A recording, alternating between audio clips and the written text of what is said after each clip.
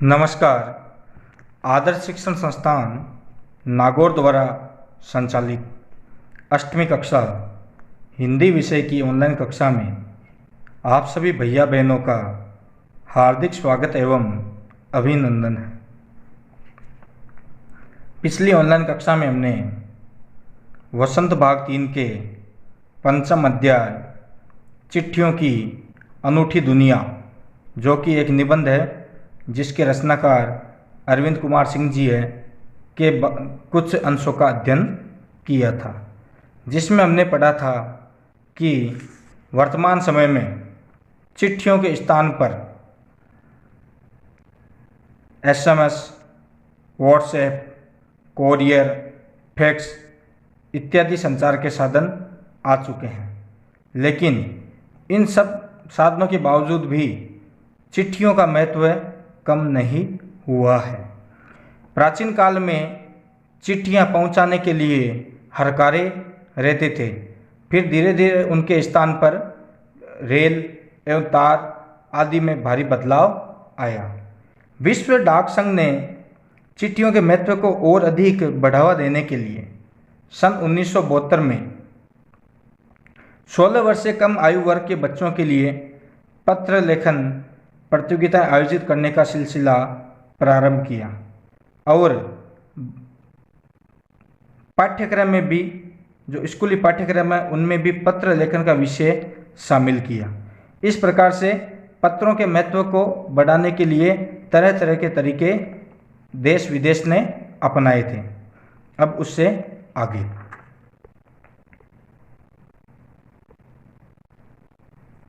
सबसे पहले शब्दार्थ। आवाजाही, आना जाना। देहाती, ग्रामीण या गांव के। तह, गहराई। बारीकी, सूक्ष्मता। बेसब्री, अधीरता। इंतजार, प्रतीक्षा।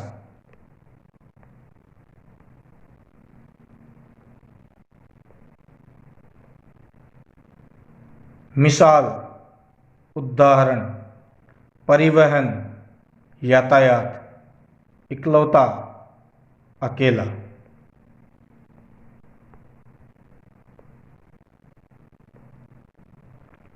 विकसित, बढ़े। पुरखों, पूर्वजों। संजोकर, संभालकर। विरासत, धरोहर। उद्यमी, व्यापारी। अनुसंधान, खोज।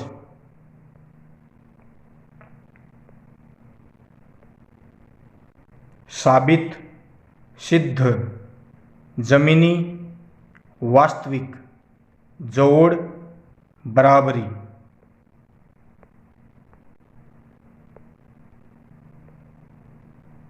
जवाब, उत्तर। प्रशस्ति पत्र, प्रशंसा पत्र। दस्तावेज, प्रमाण पत्र। प्रेरक, प्रेरणा देने वाले। मुस्तैद, तत्पर। संग्रह, जमा करना। प्रकाशित, छापना।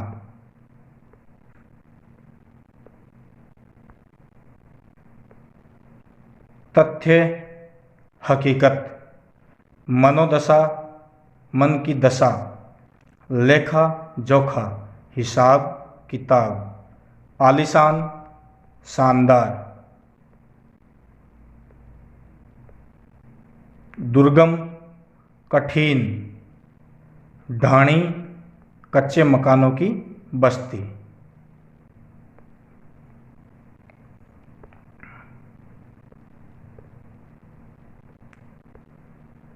अब पाठ के आगे के अंश। जहाँ तक पत्रों का सवाल है, अगर आप बारीकी से उसकी तह में जाएं, अर्थात गहराई में जाएं, तो आपको ऐसा कोई नहीं मिलेगा जिसने कभी किसी को पत्र न लिखा या न लिखाया हो, या पत्रों का बेसब्री से जिसने इंतज़ार न किया हो। हमारे सैनिक तो पत्रों का जिस उत्सुकता से इंतज़ार करते हैं उसकी कोई मिसाल ही नहीं। एक दौर था जब लोग पत्रों का महीनों इंतज़ार करते थे, पर अब वह बात नहीं। परिवहन साधनों के विकास ने दूरी बहुत घटा दी है। पहले लोगों के लिए संचार का इकलौता साधन चिट्ठी ही थी, पर आज और भी साधन विकसित हो चुके हैं। आज देश में ऐसे लोगों की कमी नहीं है जो अपने पुरखों की चिट्ठियों को सहेज और संजोकर विरासत के रूप में रखे हुए हो, या फिर बड़े बड़े लेखक, पत्रकारों, उद्यमी, कवि, प्रशासक, सन्यासी या किसान, इनकी पत्र रचनाएं अपने आप में अनुसंधान का विषय है। अनुसंधान का अर्थ होता है खोज। अगर आज जैसे संचार साधन होते तो पंडित नेहरू अपनी पुत्री इंदिरा गांधी को फ़ोन करते, पर तब पिता के पत्र पुत्री के नाम नहीं लिखे जाते, जो देश के करोड़ों लोगों को प्रेरणा देते हैं। पत्रों को तो आप सहेज कर रख लेते हैं, पर एसएमएस संदेशों को आप जल्दी ही भूल जाते हैं। कितने संदेशों को आप सहेज कर रख सकते हैं? तमाम महान हस्तियों की तो सबसे बड़ी यादगार या धरोहर उनके द्वारा लिखे गए पत्र ही है। भारत में इस श्रेणी में राष्ट्रपिता महात्मा गांधी को सबसे आगे रखा जा सकता है। दुनिया के तमाम संग्रहालय जानी मानी हस्तियों के पत्रों का अनूठा संकलन भी है। तमाम पत्र देश काल और समाज को जानने समझने का असली पैमाना है। भारत में आज़ादी के पहले महासंग्राम के दिनों में जो कुछ अंग्रेज अफसरों ने अपने परिवारजनों को पत्र में लिखे, वे आगे चलकर बहुत महत्व की पुस्तक तक बन गए। इन पत्रों ने साबित किया कि यह संग्राम कितनी ज़मीनी मजबूती लिए हुए था। लेखक कहते हैं कि अगर फोन प्राचीन काल में होता तब इंदिरा गांधी को अपने पिता को पत्र लिखने की या पंडित जवाहरलाल नेहरू को इंदिरा गांधी को पत्र लिखने की आवश्यकता ही नहीं पड़ती। वे फ़ोन पर ही बात कर लेते। अगर वे फ़ोन पर बात करते तो उनकी बातें आज ऐतिहासिक नहीं होती। उसके अलावा महात्मा गांधी भी पत्र लेखन में अग्रणी थे। उन्होंने जो कुछ भी लिखा वो आज इतिहास है। वैसे ही अंग्रेज अफसरों ने भी अपने परिवारजनों को जो पत्र में बातें लिखी वो भी इतिहास के पन्नों में लिखी गई। तो इस प्रकार से पत्र जो प्राचीन काल से ही महत्वपूर्ण थे वो आज भी उतने ही महत्वपूर्ण है। महात्मा गांधी के पास दुनिया भर से तमाम पत्र केवल महात्मा गांधी इंडिया लिखे हुए आते थे और वे जहाँ भी रहते वहाँ तक पहुँच जाते थे। आज़ादी के आंदोलन की कई अन्य दिग्गज हस्तियों के साथ भी ऐसा ही था।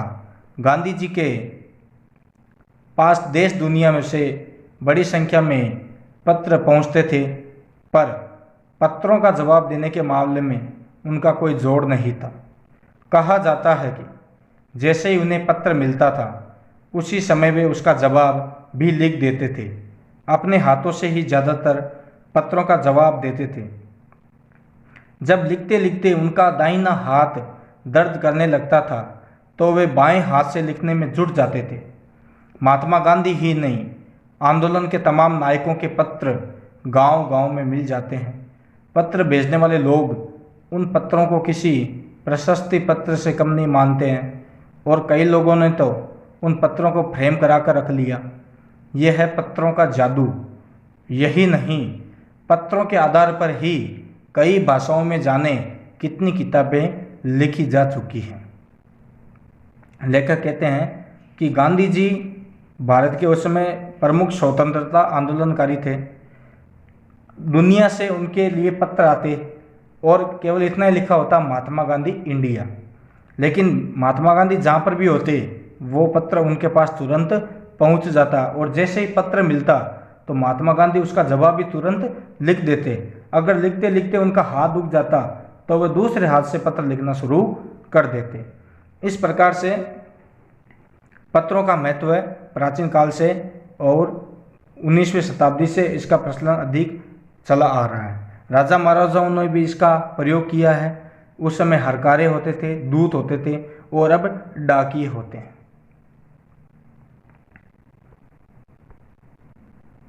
आज हमने जितना भी अंश पढ़ा है उसका सरलीकरण एक बार पुनः देख लेते हैं। हमारे सैनिक जो सीमा पर खड़े होते हैं सबसे ज़्यादा पत्र का इंतज़ार उनको रहता है। वाहनों ने लोगों के बीच की दूरियों को कम कर दिया और संदेश पहुंचाने के साधन भी ज़्यादा विकसित हो गए हैं, लेकिन कुछ लोग आज भी अपने पूर्वजों की चिट्ठियों को संजोकर और सहेज कर रखते हैं। पंडित नेहरू अपनी पुत्री इंदिरा गांधी से पत्र व्यवहार द्वारा बात करते थे। महात्मा गांधी भारत के बड़े नेताओं के लिए दुनिया भर से हर रोज़ पत्र आते थे और वे तुरंत उसका जवाब लिख करके भेज देते थे। उसके अलावा लोग पत्रों को सहेज कर फ्रेम कराकर घर में रखते थे। मुंशी प्रेमचंद ने भी नए नए लेखकों के पत्रों को तुरंत उसका जवाब देकर उनको साहित्य के क्षेत्र में आगे बढ़ाने का प्रयास किया था। इस प्रकार से हमारी आज की यह ऑनलाइन कक्षा समाप्त होती है। अगली ऑनलाइन कक्षा में पंचम पाठ के बचे हुए अंशों का हम अध्ययन करेंगे। तब तक के लिए नमस्कार, धन्यवाद।